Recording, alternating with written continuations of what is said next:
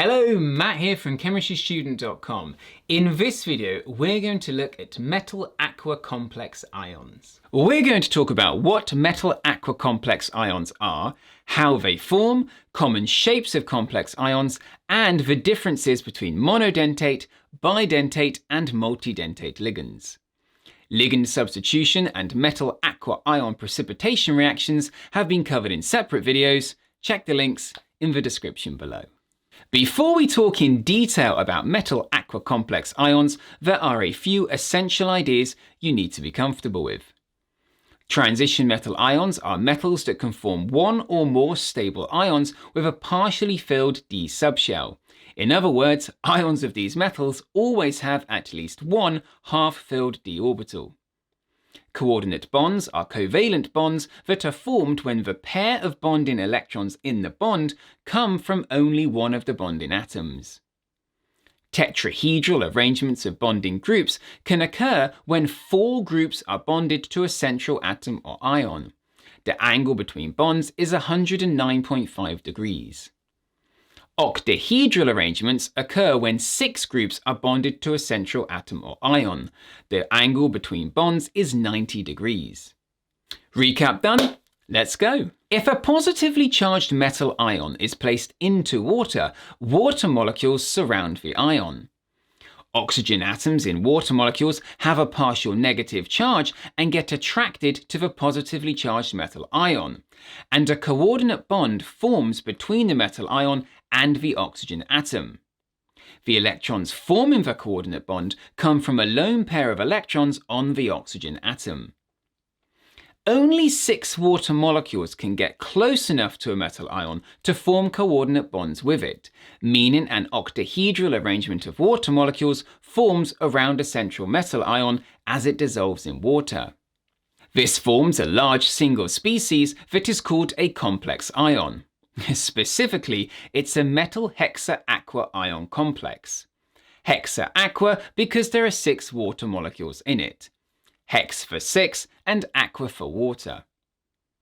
As water molecules are neutral and have no charge, any complex ion that gets formed with them will still have the same overall charge as the metal ion in the center of the complex ion. For example, if copper 2+ ions are added to water, they will each be surrounded by 6 water molecules that form coordinate bonds to them, creating hexa-aqua copper 2 complex ions. The copper ions that formed the complex had a charge of 2+, and the water molecules a charge of 0, as they are neutral. As a result, the overall charge of each complex ion formed is 2+.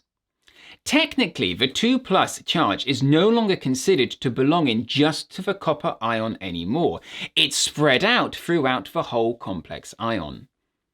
Because of this, we write hexa-aqua complex ions in square brackets, with the number of water molecules around the metal ion shown in curved brackets, with a subscript number telling us how many water molecules there are in each complex ion. The overall charge of the complex ion is then shown as a superscript number outside the square brackets. AQ is often shown as a state symbol after the formula to show the complex ion is dissolved in water. Complex ions don't just have to contain water molecules, however. A species that can form a coordinate bond to a metal ion is called a ligand.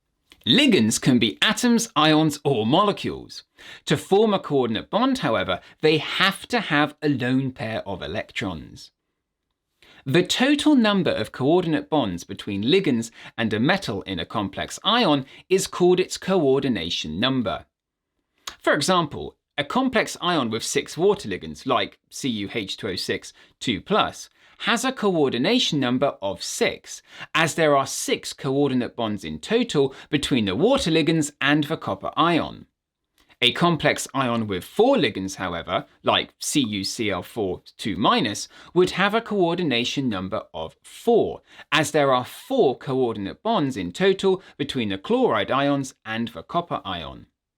Really important to be aware here that the coordination number of a complex ion doesn't refer to the number of ligands around the metal ion, only the number of coordinate bonds being made to it. Very often the two will be the same, however they don't have to be, as some ligands can form more than one coordinate bond. Ligands that can form one coordinate bond to a metal ion are called monodentate ligands. Those that can form two coordinate bonds are called bidentate ligands, and those that can form more than two coordinate bonds are called multidentate ligands. Common examples of bidentate ligands include 1,2-diaminoethane and ethane dioate ions. The two nitrogens in 1,2-diaminoethane molecules each have a lone pair of electrons that can be used to form a coordinate bond. And likewise, there are two oxygen atoms with a lone pair of electrons and negative charge in ethane dioate ions that can also form one coordinate bond each. In both examples, one ligand molecule or ion is able to form two coordinate bonds. When a bidentate or multidentate ligand bonds to a metal ion, the coordination number of the complex ion is no longer the same as the number of ligands bonded to it. For example, if a copper ion complex is formed with ethane dioate ions, there will be 3 ethane dioate ions in each complex ion. Each ethane dioate ion forms 2 coordinate bonds, meaning 6 in total, given a coordination number of 6. However, there are only 3 ligands in the complex ion. This is why we have to be careful to remember that the coordination number of a complex ion doesn't have to be the same as the number of ligands in it. The sizes and charges of ligands can sometimes affect how many can be arranged around a central metal ion. For example, water and ammonia molecules are about the same size, and as a result, complexes with water or ammonia ligands usually have an octahedral shape, as 6 water or ammonia molecules can get close enough to the metal ion to form coordinate bonds with it. Chloride ions, however, are larger than water and ammonia molecules, and they have a negative charge.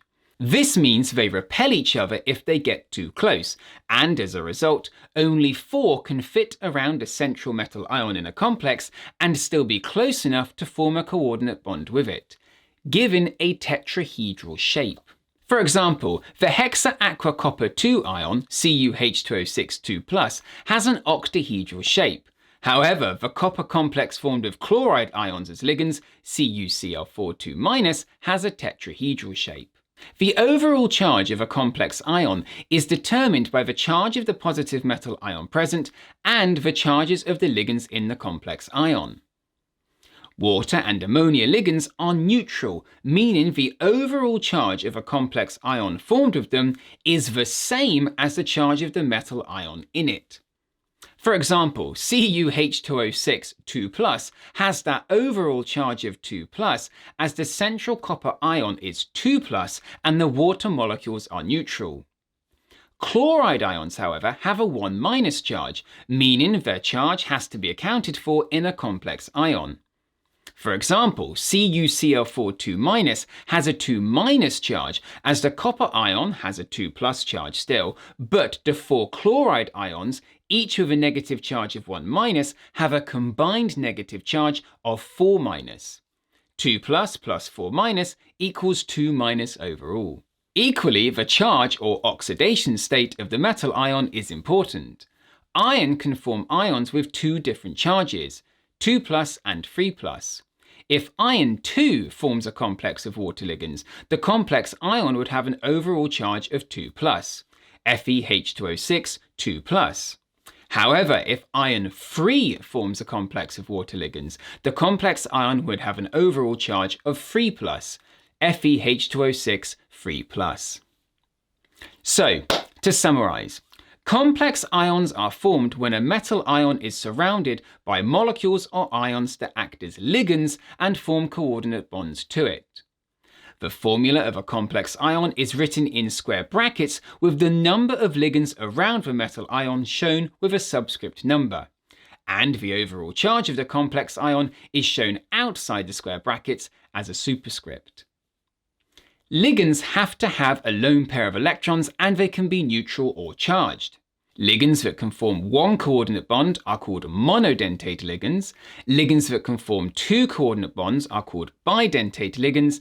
And ligands that can form more than two coordinate bonds are called multidentate ligands. The total number of coordinate bonds between ligands and a metal ion in a complex ion is referred to as its coordination number. The coordination number of a complex ion isn't always the same as the number of ligands present. The size and charge of the ligands can affect the shape of complex ions. For example, water and ammonia molecules are a similar size, and usually 6 molecules of each can fit around a metal ion, given an octahedral shape. Chloride ions, however, are larger and they have a negative charge, meaning they repel each other. As a result, only 4 can fit around a central ion, given a tetrahedral shape. The overall charge of a complex ion is based on the charges of the metal ion and the ligands bonded to it. It can be determined by taking the charge of the metal ion and the charges of the ligands and adding them together. For example, the complex ion CuH2O6 2+ has an overall charge of 2+, as the copper ion has a charge of 2+, and each water ligand has no overall charge, meaning 2+ plus 6 times 0 equals 2+. Whereas CuCl4 has an overall charge of 2-, as the copper ion is 2+, and each chloride ion 1-. 2+ plus 4 times 1- equals 2- overall. I hope you found this video useful. Please check out other relevant videos in the links given in the description below, and visit chemistrystudent.com for free notes and revision materials.